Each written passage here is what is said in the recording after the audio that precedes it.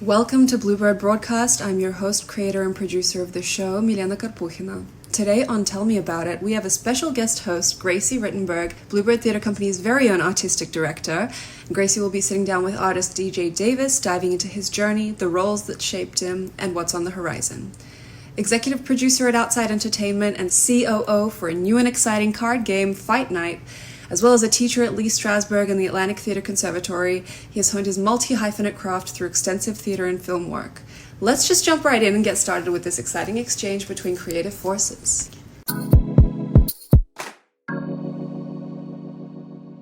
Hi, DJ. Hey, how's it going? It's going well. Yeah, now we can pretend like we weren't catching up before the recording started. Right. In the nicest apartment in New York City ever, Yeah. By the way. Bluebird has a lot of money for those of you who don't know. No! But keep donating to us. No, it is the very first in-person recording of any Bluebird broadcast, which is really exciting, because we started this in the pandemic as a way to figure out how to do plays in a virtual setting that were a little more fun than your standard Zoom fare, and then as also a way to connect with other artists. So we're really happy that you're joining us. I'm honored to be the first one, and I hope I'm not the last first one.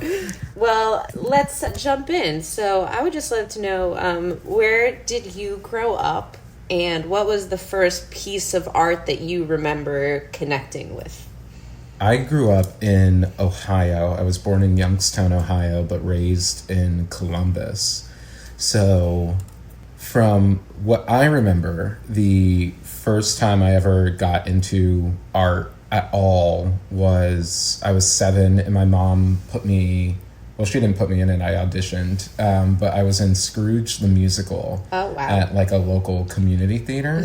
And so that was the first play or musical that I had ever done, and I loved it.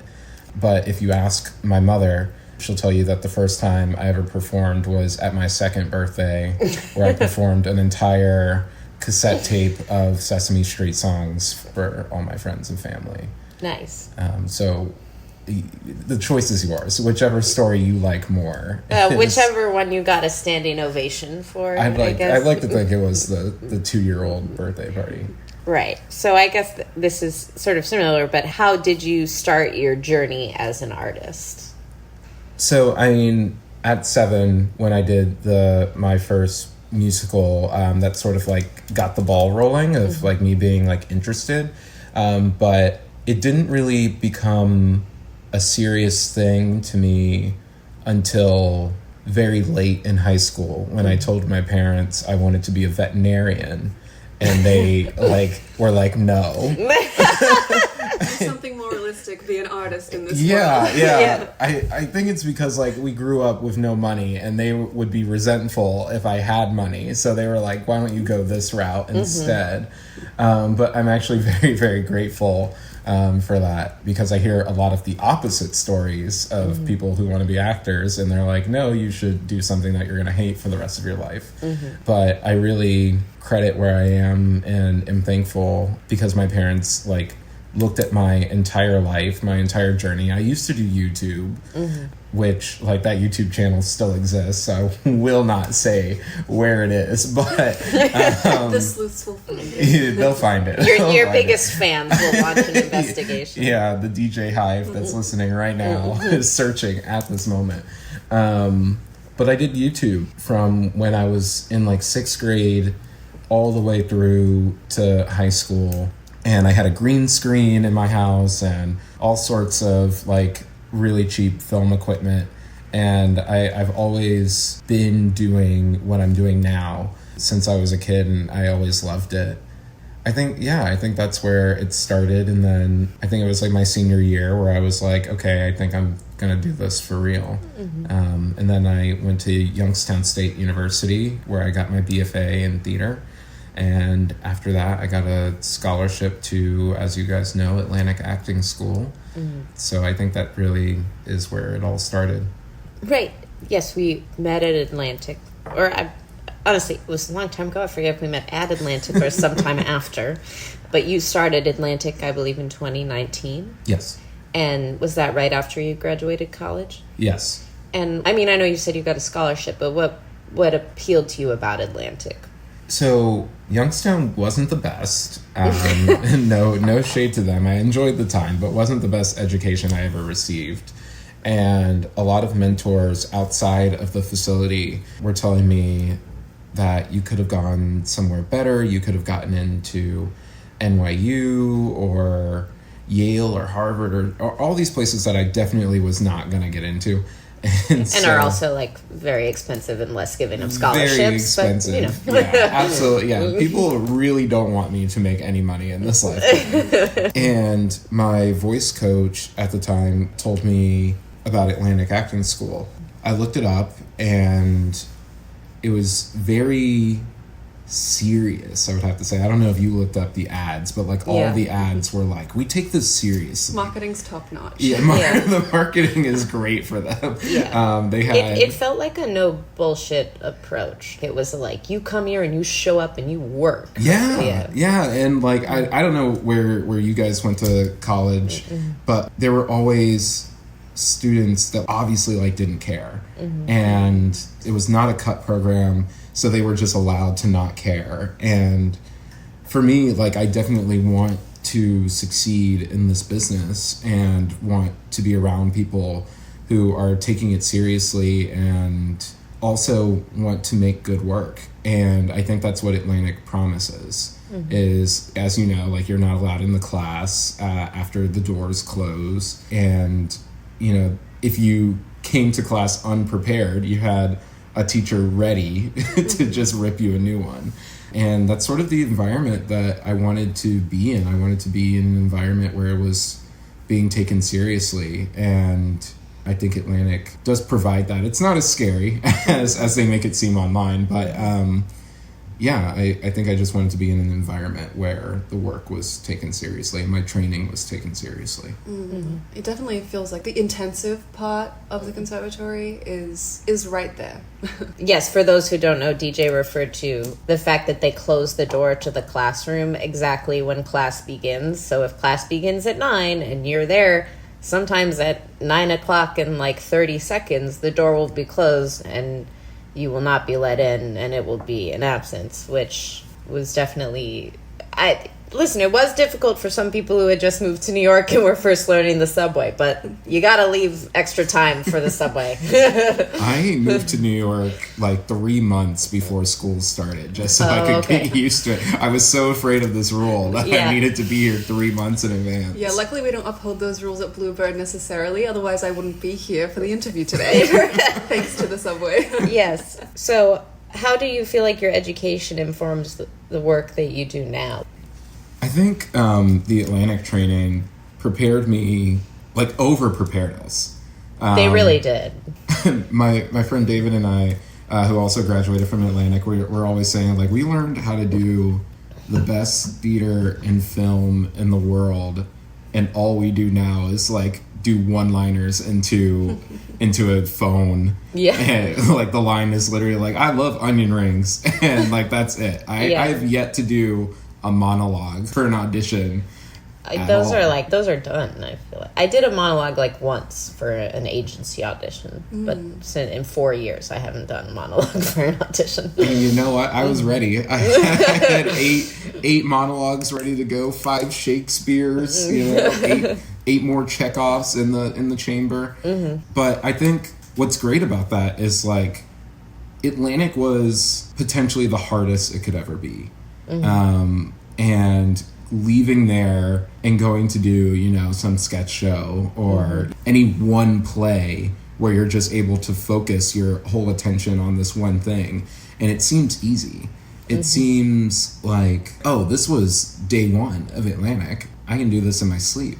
And I think it also made me much more of an intellectual thinker when it comes to acting, because now I'm a teacher. So basically you're just directing all the time, and you have to see the most minute details in not even someone's just their acting, but like their entire aura, like what energy they come into the room with, how that's affecting the scene, and what they're bringing into the scene, and what baggage is holding them back. So it makes me much more aware of people as people while they're acting, and it also makes me aware of things going on in the world. I mean, like, also that kind of sucks as well to like be analyzing people all the time, but it's also like a superpower of like knowing as soon as someone walks into a room of like, oh, you're having a bad day, and it kind of makes you empathetic. It makes you all around a more listening kind of person. Mm-hmm. Did you feel when you were a student at Atlantic, did you see that trajectory for yourself? Graduating into that teaching position? Or was this something that dawned upon you after the training? I started to see it kind of in my later years of Atlantic, because as I started to like understand the technique more, I would, critique my fellow students, which they did not like. And frequently feedback was like, I think I had a teacher who, like, in my evaluation was like, he could teach this someday. Wow. And, like, my friends would make fun of me and just be like, DJ wants to be the teacher in the classroom. And, which I did not. They were not paying me to do that at the time. But I think it comes from a real passion for the technique and what's going on. And, like, it works to me kind of like math, or like an equation. And it's fun for me to figure out the answers to these equations, and there's like multiple ways to find it. And so challenging myself always was sort of the next step. And I think after I graduated and things became a little bit easier, my body sort of seeked a way to continue to learn and continue challenging myself. Because now as a teacher, I learn just as much from the students as they do from me. I guess it is good with the technique, though, because you can make an equation. There can be a correct answer in some aspects. I mean, this is all sounding like such an ad for Practical Aesthetics and the Atlantic Theatre Company, but I guess it should be. People should come take your classes. They should. Links in the bio. Yeah. So with Practical Aesthetics, what we did is we would analyze a scene, and there would be the literal, the want, the action, and then the as if. Do you think there's a most important aspect of the scene analysis, and has that changed as you watch students tackle scene analysis? This is going to be controversial for sure, but I think I have to say the literal is the most important part, and I know a lot of people think what the character wants is the most important part, and I think that is definitely the spark and the drive that pushes the scene forward. But without the literal, there is no way. It's hard to explain, but basically, like, your literal should go right into your want, which goes right into your action, and that's what drives it. And without the literal, then you're just assuming. Right. You're completely taking all the fun parts of the acting and just rushing it, and then you end up playing your action as a want, and then like it messes up your action, which messes up the entire scene. Jumping to conclusions almost, though. Yeah, it's endgaining the scene. Can you say what endgaining is from your idea of it? So there's like actual teachers out there. You're an actual teacher. I am, but there are better teachers. Endgaining is where we sort of embrace for the end result. Yeah. So if I was, what's an example? Say I had a bad relationship with my cat, and I assume that when I approach the cat, it's going to scratch me. I'm endgaining that relationship. I'm endgaining the result, therefore stopping me from actually going to the cat and reaching my hand out and maybe getting to pet this cat. And I think that's what endgaining, that's a pretty poor example of endgaining, but I think that's a good example of what it could do, of like stopping the process and stopping the play and the trying, because I think it's going to end in this way. And I think we do that a lot in scenes where we start the scene playing the end. And you don't want to do that because there's so much exploration in order to get there. It's sort of like starting Romeo and Juliet and starting it as Juliet depressed, because you know as the actor how the play ends, but Juliet doesn't know that at the very beginning. So true. And you never want to do that because there's so much in your body that can happen through going through the full journey of it. Right. I think an early issue of, when you're early in training as an actor, I think sometimes, or maybe this is just me, but it did seem like sometimes we all wanted to show how much we understood plays and that we're really good at reading plays and we're playing the scene like we know what happens. But then you have to learn, like, well, actually, you have to allow yourself to want the scene to go differently because there's very few scenes that end in the way that one character wants. Like, I don't know, maybe Iago in Othello gets what he wants a lot of the time, but he's evil, you know? I like how you said about the literal.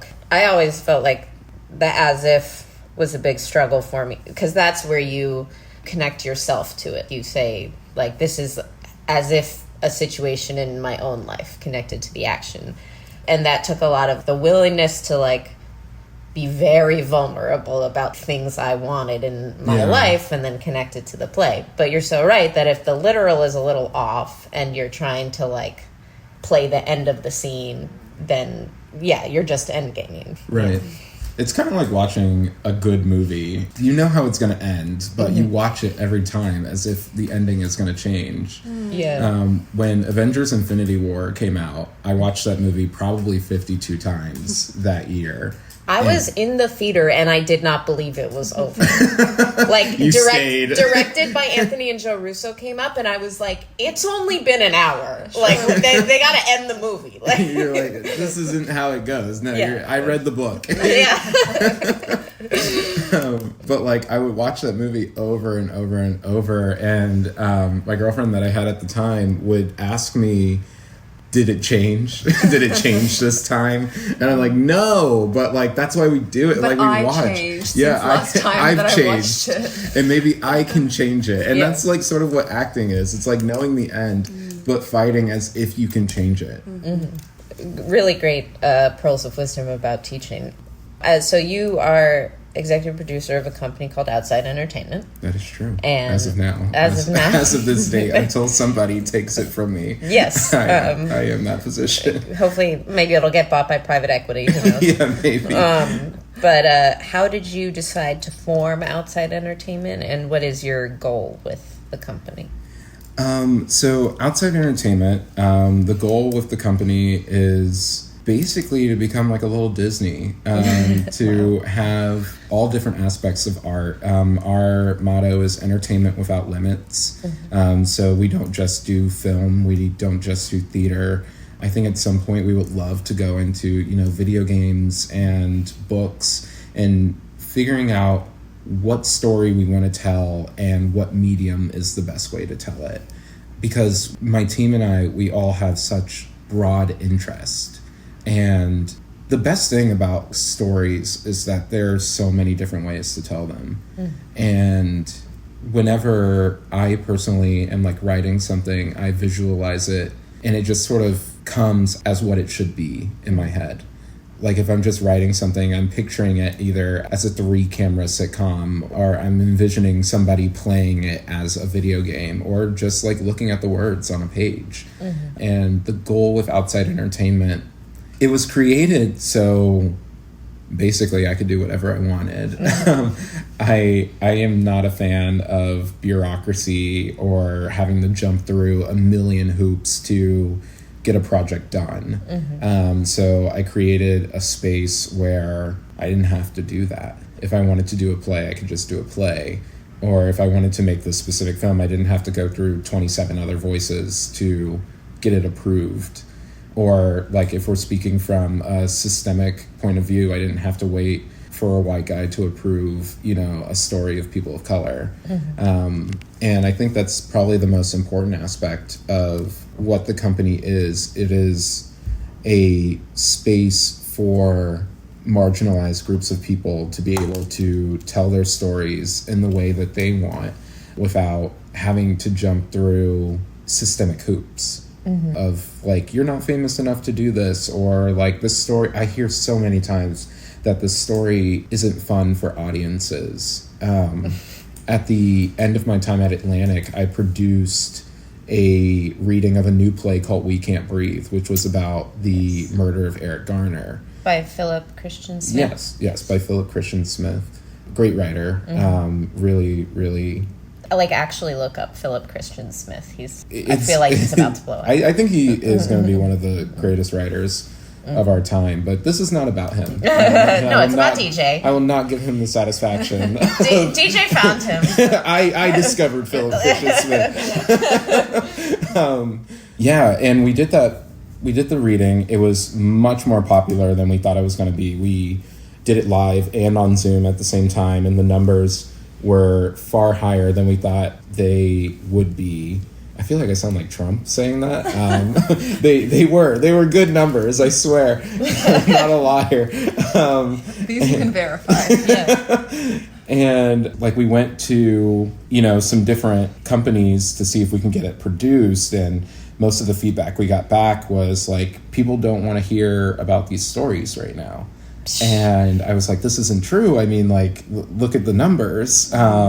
People do want to see this and are enjoying it. Yeah. We also did reviews after the show, and people overwhelmingly really enjoyed the show. And frequently you just hear people don't want to hear about these stories, and that's just not true. And so I'm a real big proponent of, if they won't give you a seat at the table, pull up a chair. And that is what at the core outside entertainment is supposed to be. That's amazing.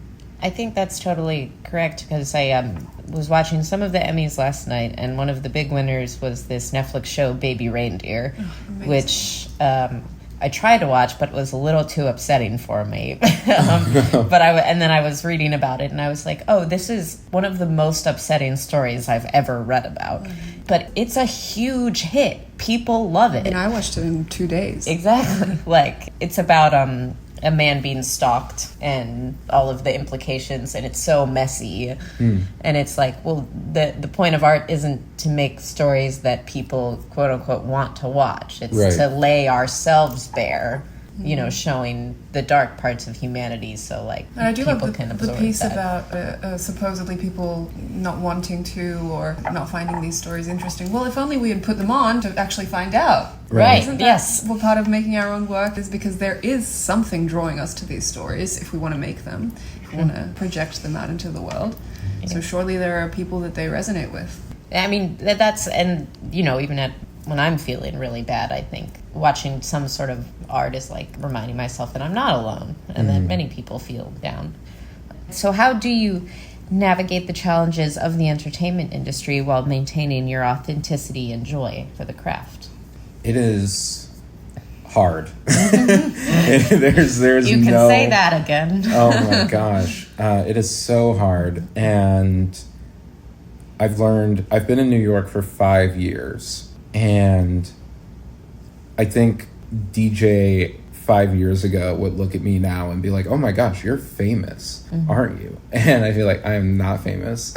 I am still working just as hard. I just know how to navigate it a little bit better. But it's all a network game. It's all about who you know, who you're interacting with, who your circle is, getting up every time that there's a no.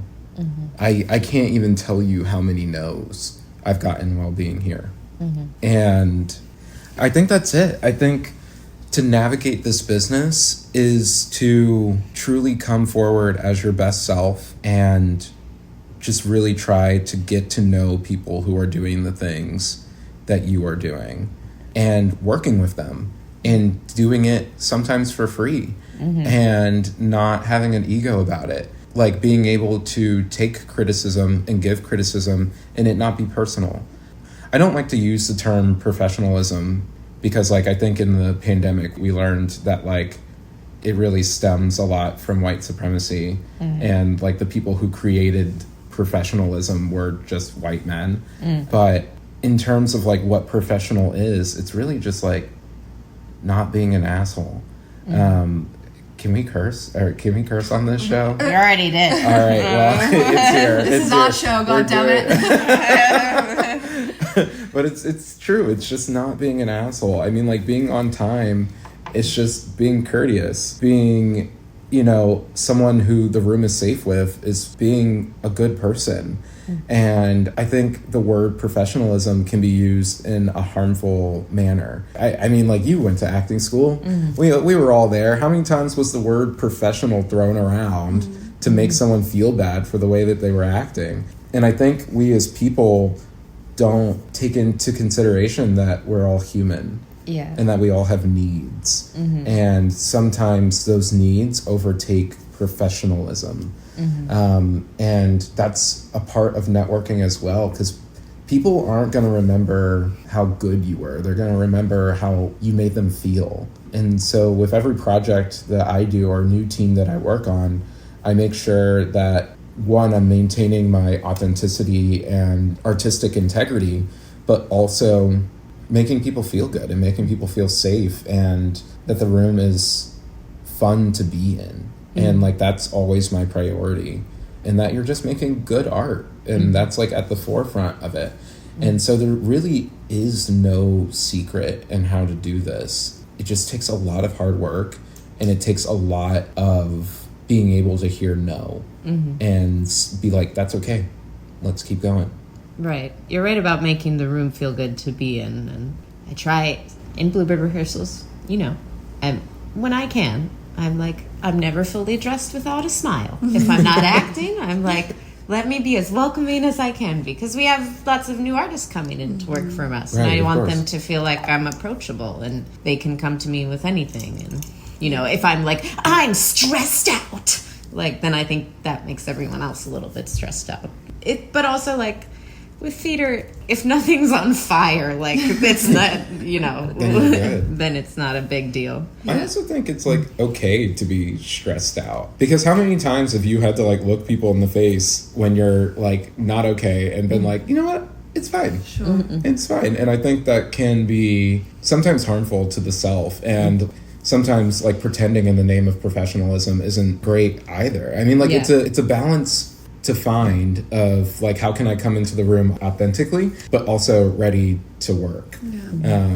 I love working with people to find that balance. In the endeavor of telling human stories, we shall not forget that we are all human. That we are all. I have a bit of a spicy question, and you don't have to answer it. So I don't know anything about Jennifer Lawrence. Like, what are you talking about? Well, before recording, we were talking about something that actors do a lot of, which is that when you approach acting training, it's like a crash course in self-knowledge and like learning about yourself. You said that you've thought a lot about self-help and therapy, and that you would love to see someday more self-help incorporated in acting curriculum. So, I mean, you don't have to be specific or any experiences, but like, how do you see self-knowledge and like self-actualization come together with acting? I think it's one and the same. I remember when I was in acting school, I got my heart broken, like absolutely shattered. And oh my God, me too. It was so bad. And then I had to do a Chekhov scene and like get insulted. Anyway, sorry. Yeah. No, you're totally fine. It's a safe space. I miss you, Brittany. Thank you so much. It's just that Adam Driver and I wanted different things. Jennifer!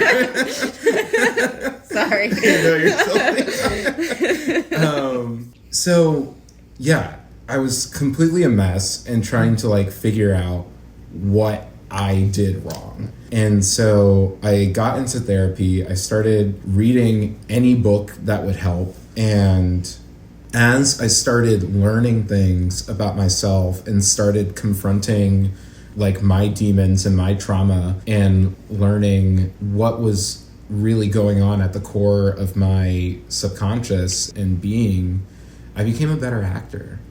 I was aware of what I was walking into the room with, and it also made me aware of what other people might be walking into the room with. It heightened my empathy. I started doing yoga, and I got to learn about my body responses and like really feeling what breath does for me. And learning about yourself is acting. Because as an actor, we are using our body as a tool to portray for other people. We are a catalyst into understanding. And for us to show understanding, we have to understand ourselves. And to do that, it's a whole ripple effect of understanding and empathy. One of the first books I read, which I think should be required reading for life, I think they should hand that to you outside the womb in the syllabus, is The Gifts of Imperfection by Brene Brown. Brene Brown is a shame expert. I can't tell you how many times in class this fun fact of like when people feel shame, they do one of three things comes up. They either get quiet, they lash out, or they people please. And every character in any play, whether it's on purpose or not, is doing one of those three things. Whenever there's some sort of conflict, there's some sort of shame there. And once you realize that as an actor, of like what shame a person feels and how they're responding to that, a fire ignites in you. And I mean, like that on top of the analysis. Yeah, I was about to say that links up with practical aesthetics so well. It does. Yeah. And I think that's why it just worked for me so well. And I'm certain that knowing what those trigger responses and shame feels like in your own body helps for other methods as well. Just like the more I learn about attachment styles or, dependency and boundaries and things like that, the more I learn about how people work and how myself works. And it just makes you an all-around more empathetic person and a powerhouse of an actor to understand the human subconscious like that. We're acting and reacting, and even those three can be equated to just human conditions when confronted with something. We're fighting, flighting, or fawning in order to cope, in order to survive. I remember this was one of the most groundbreaking moments for me at the very end of my training in Atlantic. Sort of in a little existential moment, having horrible trouble with the scene. I mean, I just couldn't crack it. And all of a sudden, I sort of decided not to really care. And at that moment, it was like worlds collided. In a moment where it was the most authentic, because I was no longer attached to the outcome. Yeah. So it brings us back to your very philosophical point of like, we're not playing the end game. We have to allow ourselves to have the journey, to live it, in order to appreciate the outcome. So thank you, TJ. You're welcome. So looking back on your career so far and how it will inevitably evolve, what key lesson or philosophy do you want to pass on to others about staying true to themselves and their passion? Oh man, go out and get famous, and that's it. Yeah. Make lots of money, and that's how you do this. No, I think if you don't remember anything from this podcast, I would say just remember these three things of create your own doors, really get into knowing what your network is and making your own work with people who are like-minded, and really just go for it. I was talking to a friend the other day, and they were like, I want to make films, but I don't know how. And I didn't know how at one point. I'm still learning. But when I really didn't know, it was just me and my friend who had a camera, and we just made something. Yeah. And honestly, like, all of us have a camera these days. Everyone. It might not be high quality, but, you can still make a film. People can make all kinds of things with, like, iPhones are more advanced than some cameras we had in 2015. You can make really anything with an iPhone. You just have to look into it. So yeah, create your own work, create your own doors. If there's a part in a play that you want to play, produce it. You will mess up. You will mess up so many times, but you'll learn. And then the next time, hopefully you won't mess up. But the first time, give yourself some slack. I would say the next thing is like take care of your demons. And that goes back into our self-care conversation. Learn what's going on in your head. Learn what's going on with your relationships with people around you. Take that in and really take in the feedback and keep working on it. It's not a thing that gets fixed in 1 or 2 months. Sometimes years, but you will not regret picking up that self-help book and actually listening to it for a second. No matter what happens, keep going. The people who make it in this business are the people that didn't quit, even when your finances get hard. And I mean, like, take care of your finances. I'm not saying go gamble it and then, like, still try to be an actor. But, like, take care of yourself, but also do not quit when it gets hard. And it will get hard. But just have faith, keep going, and remember why you love doing this. And if that overtakes everything else, then you have everything you need right there. Well, and June Squibb, an actress in her 90s, who just had her first starring role in a film called Thelma, I think she won an Oscar in like 2015, something like the mid-2010s, and she was in her 80s when she won her first Oscar. People were like, how did you last this long? And she was just like, all of my competition died. Like, I'm not saying, like, wait until your 80s, but, you know, it happens. I'm also waiting for my competition to die. Well, I'm 27 now, so hopefully, like... There are people that can accelerate that process. I have some contacts. Well, on your website and bio, you humorously compare yourself to famous actors. So how has humor played a role in your approach to acting and your career? First off, I want to say that there are no jokes on my website. Okay. I am so dead serious that I am just as good as Idris Elba. But I think comedy is really how I started in this. Like in your YouTube videos? In the YouTube videos, and like from a very young age, I really enjoyed making people laugh. I think that was what I felt was like the one thing I had to give to the world is like I can make someone smile. I think I was in like 5th grade when someone told me, you can make someone laugh in like any situation. And that felt really good to hear. And like to be able to do that is in itself like a superpower in something that like I don't take for granted. I think there's humor in everything. I think the best dramas have comedy to them. I mean, like, think about Succession, which is one of the funniest shows, but also made me cry. No spoilers, I'm only halfway through season 2 right now. Oh my gosh. I'm a little late to the party. I am jealous that you get to do this journey all over again. I'm so jealous of you. Oh my gosh, but the best things have comedy in it. And I think if we can't laugh or smile through the day, especially in these times where like everything feels like garbage right now, then what is the point of living? I look at everything like a sitcom. I look at my entire life because, like, I think if I didn't look at what chaos my life is like a TV show, I would just be in panic all of the time. I'd be like, this doesn't make any sense. No person should live like this. But I laugh throughout the day. And I think learning to, like, laugh at yourself is a form of self-care. I think if we take ourselves too seriously, then we end up in a depression. One of the biggest things that I've learned is that the expectations that we have for ourselves is the expectations that we have for others. And if we learn to laugh at our biggest insecurities or when we mess up and we go, well, that's just the day, you know, on to the next thing, then we're taking care of ourselves and therefore we can take care of other people when they make mistakes as well. Beautiful. Well, thank you for being our conduit for happiness today, DJ. Of course. If you'd like to experience some of that, make sure to catch his website on starringdjdavis.com. Yes. Or Instagram starring_DJ Davis. It's super humble. Well, I had so much fun doing this with you guys. Please follow Bluebird at all of their social medias. I'm certain, I think it's just like Bluebird Kaka at gmail.com. Find us, just do the bird call. And and we'll show up. Yeah.